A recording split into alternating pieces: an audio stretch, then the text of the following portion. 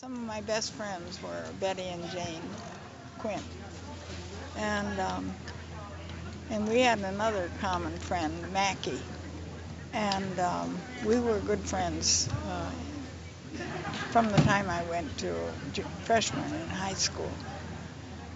Jane was a couple years older, and Betty was a year younger. I got we went to a party, and Jane, Betty, and Mackie and I were all there.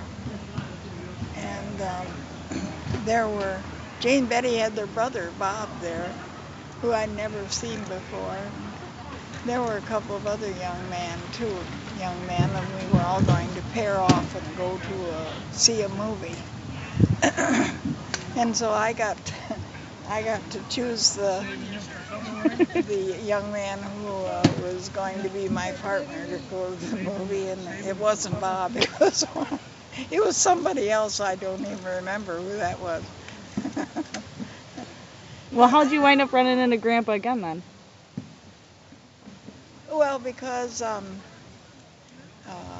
I used to go and stay at Jane and Betty's a lot, and of course Bob was living there with his parents, so we got to know each other that way. And believe it or not, we never dated.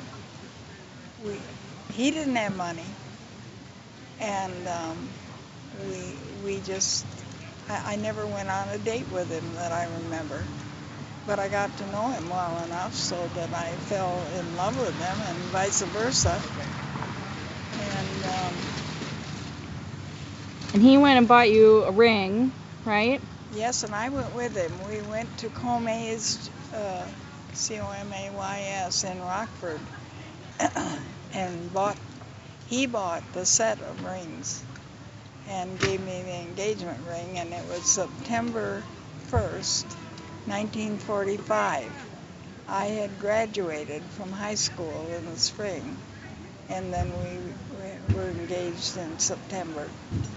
And by the following summer, he thought he was going to be ill again with something he'd had the past 6 years, and they weren't sure what it was.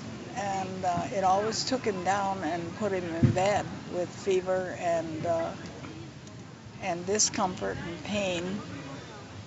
And so he thought he was going to end up going to bed. So we had a hurried marriage, just small. Went to the church and didn't have music or anything. We had a couple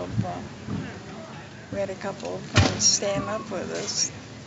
And then a week later, he was stricken with, and it turned out eventually that we found out it was rheumatic fever.